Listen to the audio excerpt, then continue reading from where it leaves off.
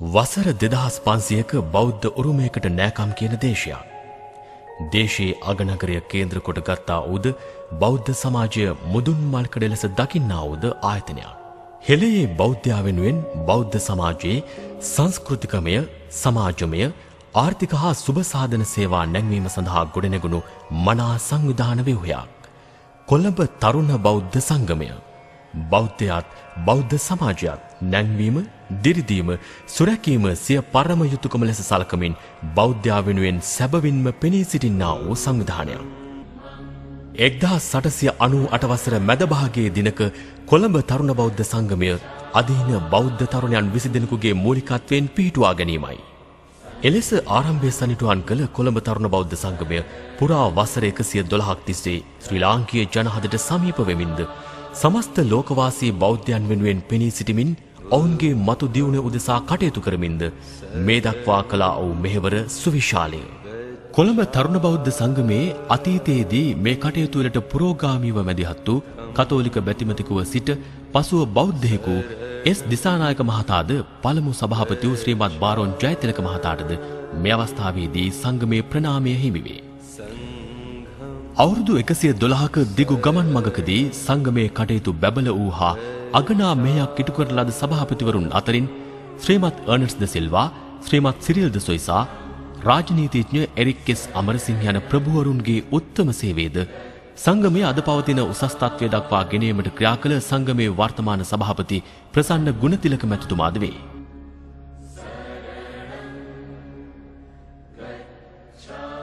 වර්තමානයේ සිදුවන සංගමයේ කටයුතු වලට මූලස්ථානය වනුයේ බොරැල්ල නගර මැදයේ පිහිටි සංගම් මූලස්ථානයයි.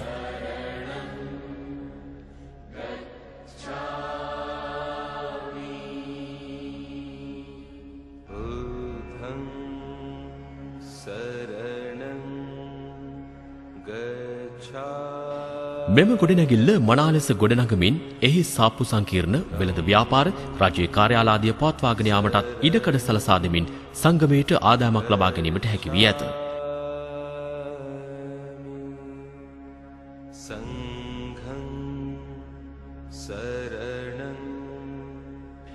මෙම වසර තුලදී අප සංගමයේ වසර 60ක තරම් කාලයක සිට පවත්වාගෙන යනු ලබන ප්‍රධාන ශාලාව මිලියන 4.5ක් පමණ වැය කරමින් අලුත් වැඩියා සහ වර්ණාලේප කර ඇත. මෙම ශාලාව ප්‍රධාන වශයෙන් සංස්කෘතික නාට්‍ය තරඟ ආදියද විවිධ සම්මන්ත්‍රණ සහ දේශන පැවැත්වීමට යොදාගෙන ඇත. එසේම යසල ඇති වාහන නැවතුම් මංගනෙහි සාප්පු සංකීර්ණයට පැමිණෙන ගනුදෙනුකරුවන්ට සහ සංගමේ සමාජිකයින්ට වාහන නැවැත්වීමේ පහසුකම් සලසා ඇත. වරකට වාහන 50ක් පමණ නැවැත්වීමේ ඉඩකඩ මෙම අංගනයෙහි පවතී.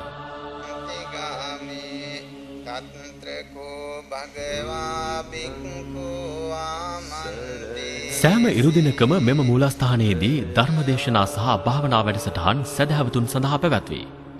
පසළොස්වක පොහෝ දිනවලදී 100කට අධික පිරිසක් සිල් සමාදන් වන අතර හීල් දාණය, ගිලන්පස සහ දහවල් දාණයද පිරිනවන අතර මෙය නොකඩවා සිදු කරමින් පවතී.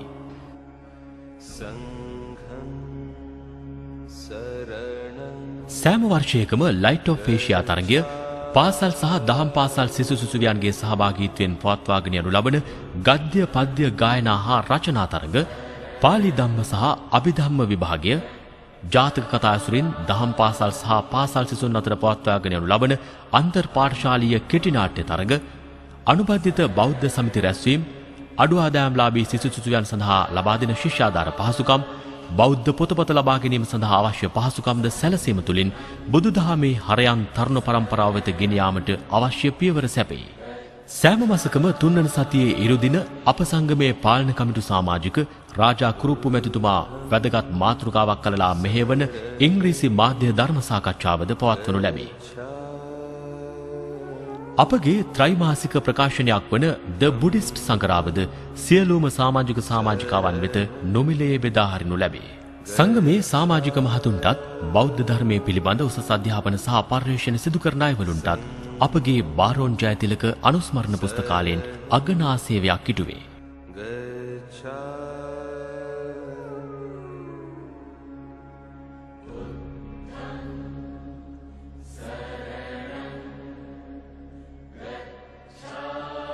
අපගේ තවත් සමාජීය සේවාවක් වනුයේ කටුනායක වලානෙහි ස්ථානගත කර ඇති ලක්ෂ්මී ළමා නිවාසය පෙන්වා දිය හැකි අතර දැනට එහි නේවාසික ළමුන් 28 දෙනෙකුට රැකවරණය සලසා ඇත. එම දරුවන් හට සියලු රැකවරණ සලසා අවට ප්‍රදේශයේ ඇති රජයේ පාසල් වලට ඇතුළත් කරමින් අධ්‍යාපනය ලබා දෙන අතර පොත්පත් නිලැඳුම් ඇතුළු අනෙකුත් සේවාවන් සපයමින් ඔවුන් සතුටින් ජීවත් කරවමින් සමාජගත කිරීම සඳහා කටයුතු කරගෙන යනු ඇත. නෙදර්ලන්තයේ බෙරෙන්ඩිනා පදනමේ සහ දෙස් විදෙස් වෙනත් දානපතියන් මගින් කරන ලද ආධාර මත මෙම ගොඩනැගිලි මුළු තැන්ගෙය කෑම කාමරාදිය නවීකරණය කිරීමට හැකි වී ඇත. මෙම ආයතනය කොළඹ තරුණ බෞද්ධ සංගමය මගින් පාලනය කරනවා. මේ ආයතනයට පරිවාස දෙපාර්තමේන්තුව කොළඹ තරුණ බෞද්ධ සංගමය මගින් ළමයි යොමු කිරීම සිදු කරනවා. සමාජයේ යම් අසරණතාවයකට පත් වුණු ළමයි කොටසක් තමයි මේ රැකවරණය ලබන්නේ. මෙයාලගේ අධ්‍යාපනය, රැකවරණය සියලු පහසුකම් මේ නිවාසය තුළදී ලබා දීම සිදු වෙනවා. මේ හොඳ පුරවැසියන් විදිහට සමාජයට යොමු කිරීම තමයි අපි බලාපොරොත්තු වෙන්නේ.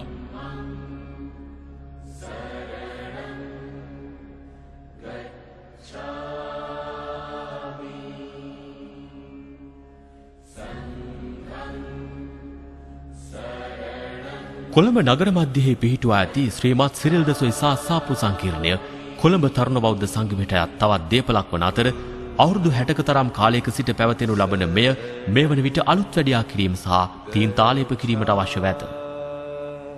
එය සංගමයට දැරිය නොහැකි තරම් විශාල වියදමකි. සාප්පු සංකීර්ණයට යාබදව ගොඩනගා ඇති විහාරය එයවට කාර්යාල, බැංකු සහ ගමන් ගන්නා අනෙකුත් අයවලුන්ට වැඳ පුදා ගැනීම සඳහා විවෘතව ඇත.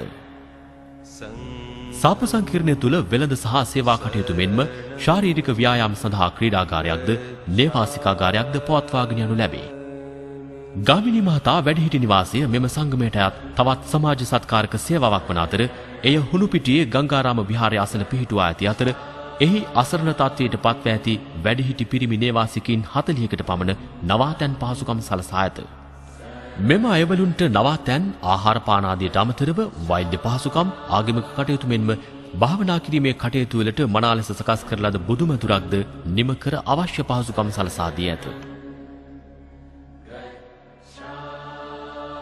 ශ්‍රීමත් සිරිල් ද සොයිසා මහතාගේ පුරෝගාමිත්වය යටතේ 1970 දශකයේදී කතරගම වන්දනාව යන සදහවතුන්ගේ නවාතැන් පහසුකම් කටයුතු දෙසා විශ්‍රාම ශාලාවක් ඉදිකර ඇති අතර එහි කාමර 70ක්ද විශාල ප්‍රමාණයේ කාමර 13කින්ද සමන්විත වන අතර වන්දනාකරුවන් 600කට පමණ ඉතා සාධාරණ මිලට නවාතැන් පහසුකම් සපයා ඇත. එවුන් පිහුම් සඳහා මුල් තැන්ගයක්ද වාහන නැවැත්වීමේ පහසුකම්ද සපයා ඇත.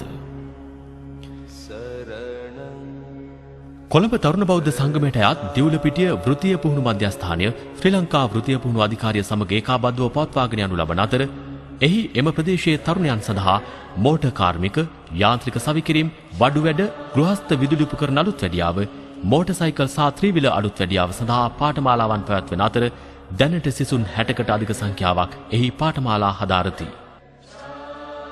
මධ්‍යස්ථානය පවත්වාගෙන යන්නේ ශ්‍රී ලංකා වෘත්තීය පුහුණු අධිකාරිය යටතේ කොළඹ තරුණ බෞද්ධ සංගමයේ ඒකාබද්ධ වෘත්තීය පුහුණු මධ්‍යස්ථානයක් හැටියටයි. මේ මධ්‍යස්ථානයේ පැවැත්වෙනවා පාඨමාලා 5ක්. ඉන් එකක් තමයි යන්ත්‍ර ශිල්පී, මෝටර් කාර්මික, වඩු කාර්මික, යතුරුපැදි කාර්මික සහ ත්‍රිරෝද රථ කාර්මික, ඒ වගේම ගෘහ විදුලි උපකරණ අලුත් වැඩියාව කියන පාඨමාලා 5ක් මේ මධ්‍යස්ථානයේ පැවැත්වෙනවා. මෙම සෑම පාඨමාලාවක්ම අවුරුද්දක පුරා පැවැත්වෙන පාඨමාලා. එක පාඨමාලාවකට වර්ෂයකට ආධුනිකින් උපරිම 15ක් අපි බඳවා ගැනීමක් කරනවා. එතකොට මේ පාඨමාලා සියල්ලක්ම ජාතික වෘත්තීය සුදුසුකම් සහතිකයට තමයි අපි පෙළගස්සලා තියෙන්නේ. එතකොට ජාතික වෘත්තීය සුදුසුකම් සහතිකයේදී තුන්වන මට්ටමේ සහතිකයක් මෙම් පාඨමාලාවක් හදාරන ඕනෑම ආධුනිකයෙකුට හිමි වෙනවා. එතකොට මේ පාඨමාලාව අවුරුද්දක අපේ මධ්‍යස්ථානයේ පුහුණුවෙන් පස්සේ ඊළඟට මාස 6ක් අපි වුණව යවනවා අපේ කර්මාන්තගත පුහුණුවට. මෙම පාඨමාලාව පවත්වාගෙන යන්න මෙතන සම්පූර්ණ දායකත්වයක් සපයලා තියෙනවා. විශේෂයෙන්ම මේක මතක් කළ යුතුයි කොළඹ තරුණ බෞද්ධ සංගමේ කියන ආයතනයේ. මොකද මෙම මධ්‍යස්ථාන භූමිය සහ යන්ත්‍ර සූත්‍ර ඒ මධ්‍යස්ථානයේ සතු දේවල් තමයි මෙහි පවතින්නේ. මෙතනින් පුහුණුව ලබන දරුවන් අපි මාස 6ක පුහුණුවක් සඳහා ආයතනයට යම් ආයතනයට යොමු කරලා ඊළඟට අපි ඔවුන්ව විභාගයක් පවත්වලා ඊට පස්සේ තමයි NVQ level 3 මට්ටමේ සහතිකයක් යොමු කරන්නේ. කොළඹ තරුණ බෞද්ධ සංගමය මගින් ඉතා මෑතකදී ආරම්භ කරන ලද සේවාවක් වශයෙන් වෛද්‍ය ඩී.ජේ. ආටිගල මහතා විසින් සංගමයට පරිත්‍යාග කරන ලද කොළඹට ඩඩ්ලි සේනානායක මාවතේ අංක 50 ධර්ණ ස්ථානයේ පිහිටි පාත්වේ පෙර පාසල හඳුන්වා දිය හැකියි. මෙය පිහිටුවීමේ සංගමේ පරමාර්ථය වනුයේ දරුවන්ට ඉංග්‍රීසි මාධ්‍ය ප්‍රාථමික අධ්‍යාපනයක් ලබා දෙමින් ඒ අනාගතයේදී ජාත්‍යන්තර විද්‍යාලයක තත්වයට ගෙනීමයි. මේ සඳහා එහි පැවති පැරණි නිවාසය අලුත් වැඩියා කර අවශ්‍ය අංගෝපාංගයන් සපයා අධ්‍යාපන කටයුතු ආරම්භ කර ඇත. මේ අයුරින් මහා මෙහෙවරක් දේශයට මෙන්ම සමස්ත ලෝකවාසීන්ට ඉටු කරන්නා වූ කොළඹ තරුණ බෞද්ධ සංගමය 1927 දී පාර්ලිමේන්තු පනතක් මගින් නීතිගත කරන ලදී. කොළඹ තරුණ බෞද්ධ සංගමයට චිරාත් කාලයක් සිය සේවාවන් සහ මෙහෙවර ඉටු කිරීමට හැකි වේවායි අපි ප්‍රාර්ථනා කරමු.